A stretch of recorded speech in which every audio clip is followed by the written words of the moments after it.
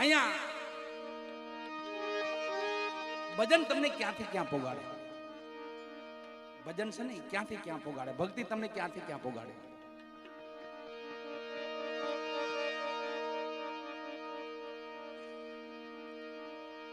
સંતો તો એવું કે છે, ભલે ગૌ હત્યારો હોય, બ્રહ્મ હત્યારો હોય, સ્ત્રી હત્યારો હોય, બાળ હત્યારો હોય, ગમે તેવી હોય, પણ એકવાર અમારા ચરણે આવી જાય, એકદાન પ્રભુના ચરણે થઈ જાય, એકવાર માં ભગવતીને ચરણે થઈ જાય એટલે તારું બધું. એક ગુના તો ક્યાં લાખો ગુના બક્ષિસ.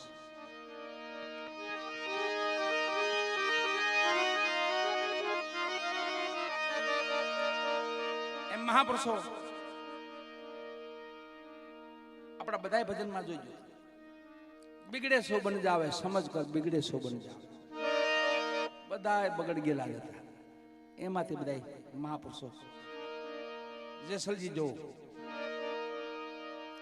તો ક્રોધનો કોઈ પાર નહીં, એટલો તો ક્રોધ એનો. છેલ્લે ભાણેજ ને બેન ને એને છોડ્યા.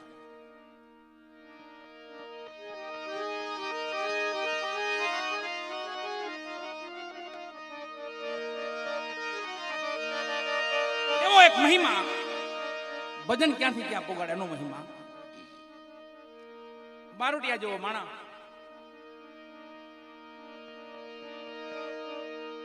સિકંદર એટલા પરંગણામાં, નેકનામ, ખંભાળિયા, જામનગરનો વિસ્તાર, આટલા વિસ્તારમાં જેની હાંક મચે, એની એક દીકરો હોથી, એની ઉંમર થઈ 15-16 વર્ષની ઉંમર થઈ, 18 વર્ષની, અને આ બુઢો થયો. જાજા સમયે સંતાન થાય ને પછી એનો મોહ બહુ હોય,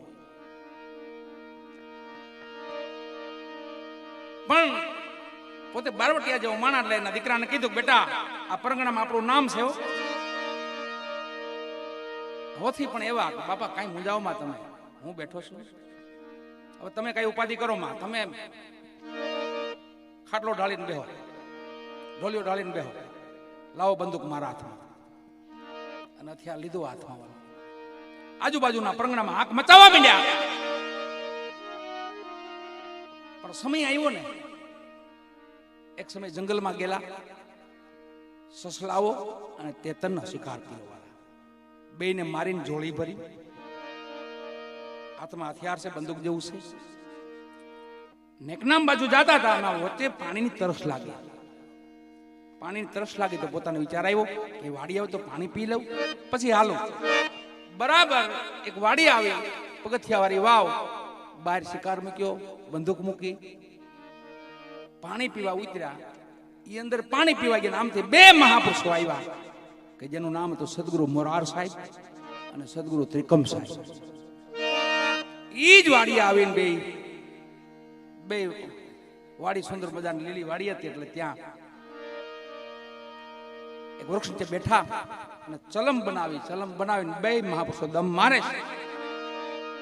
ચલમના દમ માર્યા પછી મોરાર સાહેબને મોજ છૂટી અને ત્રિકમ સાહેબને કીધું, ત્રિકમ સાહેબ એ બોલો સાહેબ કે જો આ સમયે મારી સામે કોઈ આવી જાય ને તેનો ન્યાલ કરી દો. કે હા, જો કોઈ આત્મા મારી સામે આવી જાય તો એને ન્યાલ કરી દો અત્યારે હું. ત્રિકમ સાહેબ કે બાપુ આપ તો મહાપુરુષ છો, સંત પુરુષ છો, ધારોય કરી શકો કે નહીં, મને મોજ છે. ત્યારે તઈ બરાબર સંતોના મુખમાંથી શબ્દો નીકળવા અને હોથીને પાણી પીને બહાર નીકળવા લાવ. આમ જોયું દ્રષ્ટિ કરીને, ગો આ તો લૂંટારાનો છોકરો સિકંદરનો છોકરો હોથી, અને હોથી ઓળખે આ તો મોરાર સાહેબ, સદગુરુ મોરાર સાહેબ. થરાના રાજવી પરિવારમાંથી પોતે વાઘેલા દરબાર હતા, બાળપણની ભક્તિ હતી. એમના ગુરુ રવિ સાહેબ હતા. રવિ સાહેબે મોરાર સાહેબને 10-12 ની ઉંમરમાં જોયા ને તો ગમી ગયા. એમના વતનમાં પોતે એમની ઘરે એની પધરામણી થયેલી ને માતા પિતા સંતોના પ્રેમી, એટલે મોરાર સાહેબને ઘેરે રવિ સાહેબ ગયેલા અને મોરાર સાહેબ દ્રષ્ટિમાં આવી ગયા, કીધું કે 2 રાજવીને કીધું તમારો દીકરો મને આપો. બાપુ તમારો છે કે એમ નહીં, મારે ભેળો લઈ જાય. તઈ માત પિતાએ કીધું કોઈ વાંધો નહીં બાપુ, પણ માં છે ને એ પેલા ગુરુ છે, જગતમાં બધાય ગુરુ પાછળ છે, પેલા માત પિતા એ પેલા ગુરુ છે. માએ કીધું બાપુ દીકરો આપું, પણ મને તમારે વચન આપવું પડશે કે બેટા બોલ મારું વચન છે. તો મારા મોરારમાંથી બીજી માં ન થવી જોઈએ, હવે એની હું એક જ માં, બસ મારા મોરારનો ક્યાંય જન્મ ન થવો જોઈએ કે બેટા મંજૂર છે, મારું વચન છે, બસ. લીધા મોરાર સાહેબ ને ભેગા. ઈ મોરાર સાહેબ બચપનની ભક્તિ અને હોથીને આમ જોયું, પાણી પીને બહાર નીકળતા જોયો, હોથી ઓળખે કે સદગુરુ મોરાર સાહેબ છે, અને મોરાર સાહેબ પણ ઓળખે કે આ લૂંટારાનો છોકરો છે, સિકંદરનો છોકરો છે હોથી.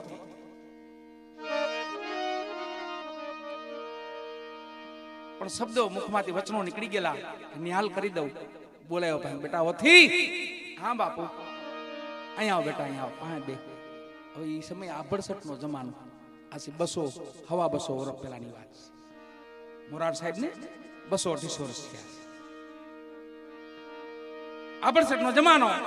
હોથી થોડોક છેટો ઉભો રહ્યો. બાપા હુકમ કરો, કાંઈ કામ હોય તો કયો, હું અહીંયા ઉભો છું, મારે જવાનું છે. બેટા જાઈએ પછી, પેલા અમારી પાસે બે. પણ બાપુ હું મુસ્લિમનો દીકરો છું. અરે ભલે કોઈ પણ નો દીકરો હોય, મારે શું, સાધુને એવું કઈ ન. બેટા આવો અહીંયા પાસે, આવ પાસે બેહાડ્યો અને ચલમ લાંબી કરી બેટા દમ લગાવ્યો. તો બાપુ હું તો કોઈ ચલમ પીતો નથી, બેટા સાધુનું માન રાખ દે, આજ લે લગાય લગાય. એક બે વાર કીધું તો લાંબો હાથ કર્યો ને લીધી ચલમ હાથમાં. એક દમ, બીજો દમ, ત્રીજો દમ માર્યો, ત્રિકાળ માન છું ન્યાલ કરી દીધા. પરબાર આવ્યો. સાધુ સંતો પાસે જઈએ ને તો દ્રષ્ટિથી ન્યાલ કરી, ખાલી જોઈ લે ને આમો હારો તોય ન્યાલ થઈ જાય. ત્રિકાળ જ્ઞાન થયું. કીધું બેટા ઓલી જોડીમાં હું છે? બાપુ એમાં કાંઈ નહીં. અરે જોવા દે મારા પડતું કાકા છે, જોવા દે. બાપુ કાંઈ નથી કે ના, જોવા દે બેટા. જોડી અંબાવીને તો મરેલા પંખીડા, સસલા તેતર. અરે બેટા આને મરાય, અને તો આપણે પાપ લાગે, આનો દોષ લાગે. એ હોથી સાહેબ જોવે છે સસલામાં, ત્યાં હાથ ફેરવે ને થાય ભક્ત, મરેલા જીવતા ગયા. તેતર માં આમ હાથ ફેરતા ઉડતા ઈ વહી જાય. બધા પંખીડાને ઉડાડ્યા, સસલાને ભગાડ્યા, અને હોથી નજરો નજર જોઈ ગયા. ઓહો, ગુરુના ઘરમાં રમત જોઈ એવી. આ રમત બધા ન જોવા મળે. દમ લાગી ગયો તો બેભાન થઈ ગયા. સંતોની જગ્યામાં વહી ગયા. અને એના બાપને ચિંતા થઈ, સિકંદર, મારો દીકરો હોથી શિકારે ગયો છે, ખવાનું કઈ ખાધું નથી, આવ્યો નથી. બે માણસો મોકલ્યા, છોકરાને મોકલ્યા, જાઓ હોથીની તપાસ કરો, ક્યાં છે? ખંભાળિયાની સીમમાં આવ્યા ને તો વાડી વિસ્તારમાં હોથી બે ભાન પડેલા. બથમાં નાખી નેક નામ લઈ આવ્યા. હાકીમોન, ભુવાન, વૈદો બધાને તેડાવ્યા. બધા નજરું બાંધ જોવા માંડ્યા, અટકળ બાંધવા માંડ્યા. બધા કોઈ કે ચોકીમાં પગ પડી ગયો, કોઈ કે વળગાડ છે, કામ અટકળ બધા બાંધવા માંડ્યા. એમાં એલું કઈ હતું જ નહીં. સંતોની કૃપા થઈ, દયા થઈ. એક ઓરડામાં પૂરી દીધા. છેલ્લે પછી ધીમે ધીમે ધીમે ધીમે 2-3 મહિને બહાર નીકળ્યા. બહાર નીકળીને ઓટે બે જે નીકળે જય સિયારામ કહે તો માણસને અચરજ લાગે. મુસ્લિમ નો દીકરો જય સિયારામ કહે, જે માતાજી કહે બધું બોલે. અને જ્યાં ભજનનો અવાજ સાંભળે ત્યાં આવી જાય, ત્યાં જઈને બેહે. તો માણસોને અચરજ લાગે કે આ ભજનમાં એક લોટારા જેવો માણા, બારોટિયા જેવો માણા, આ ભજનમાં ધીમે ધીમે ભજન ગાવા માંડ્યા પોતે. પછી બધાય વરણમાં જતા હતા. અને મુસ્લિમની જમાતના માણસો, જ્ઞાતિના માણસો એને કીધું તમે બધે જઈજો, પણ હરિજન સમાજમાં ભજનમાં ન જતા કોઈ દી. એની આપને આભડસટ લાગે, નકર તમને જમાતમાંથી બહાર કાઢવામાં આવશે, નાત બારા મૂકવામાં આવશે. સિકંદર એક તો બારોટિયા જેવો માણા, એને બધું નાત ગંગા કેવા માંડી. બધી જમાતના માણસો કેવા માંડ્યા કે તમારા દીકરાને સમજાવી લેજો, હરિજન સમાજમાં ભજનમાં ન જાય. એમાં બરાબર જમાતના માણસો ઉભા છે, સિકંદર ઉભા છે, હોથી ઉભો છે, ને એમાં બે હરિજનના છોકરા આવ્યા. કે ઓથી બાપુ? તો કે હા બાપા, અમારે ત્યાં રામાપીરનો પાઠ છે આજ, તમારે ભજનમાં પધારવાનું છે. વાયક લીધું હાથો હાથો. જમાતના માણસો તમને નાનો પાડી નહીં જવાનું, તમને આછી નાત બારા મૂકવામાં આવે છે. અને અથોત વાયક લીધું. બે બાપ દીકરો ઘેરે ગયા. એક કટોરો કમલ ઘોડ્યું. એનો બાપ કે તું આજ વાયકમાં જાય છે, ભજનમાં જાય છે, હું આજ અમલ પીને આજ હુઈ જવાનો છું. આ તારા ઠપકા મારે કાયમ કેટલા સાંભળવા. બે બાપ દીકરો વાત કરે ને તો જમાતના માણસો 5 બોલાવા આવ્યા. કે સિકંદર બાપુ તમને બોલાવે છે. જમાતના માણસો બોલાવે છે, હાલો ત્યાં. એ કટોરો એમને પડ્યો રહ્યો. અને જમાતના જ્ઞાન ને આ બધી વાતો હાલતી હતી. હજી તમને કઈ સાથ તમને નાતબારા મૂકવામાં આવે, તમે સમજતા નથી. એ થોડીક વાત કરીને પાછા ઘરે આવ્યા તો ઓથી કટોરો પી ગયા. આખો અમલનો કટોરો પી ને ઢોલિયામાં ઢળી પીડ્યા. આમ સિકંદરે જો ઓહો, જે મારે કટોરો પીવાનો હતો એ મારો દીકરો પી ગયો. એ વેદનામાં એ પીડામાં બાર ખાટલો ઢાળી પોતે રુદન કરે છે, રોવે છે, ઘણું કરે છે. પણ પછી તો એક કટોરો કમલ, એક ચણા જેટલું ન ખાઈને બદલીમાં કટોરો કમલ.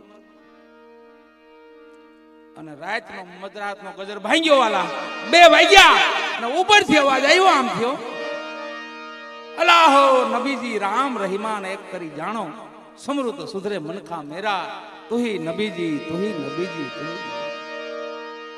એના બાપે સિકંદરે આમ કાન માંડ્યો કે આ તો મારા દીકરા ઓથી નો અવાજ લાગે છે. વરી કમાડ ખોલીને ઓરડો ખોલીને જ્યાં જોયું તો ઓથી ઉતલો જ આવો. ઓથી અહીંયા છે, કોણ ગાય છે? 2 છોકરાને બોલાયો, ભાઈ જાવ તો કોણ ગાય છે, જાવ તો ત્યાં. છોકરા ગયા હરિજન સમાજમાં જ્યાં ઉંહરીમાં જોયું ને તા ખોળામાં એક તારો પીડ્યો છે ને એ વેરાગ લાગ્યો, ગુરુની વાટડીએ હાલો જાય હરિજનની હાટડીએ. એવી લહેર લાગેલી. છોકરા જોઈને ચક પામી ગયા, ઓહો આ તો ઓથી બાપુ. દોડીને ઘરે આવ્યા. સિકંદર બાપુ આપણા ઓથી બાપુ ગાય છે. અરે હું કયો? હા બાપુ, હા અમે જોઈને આવી છીએ ને.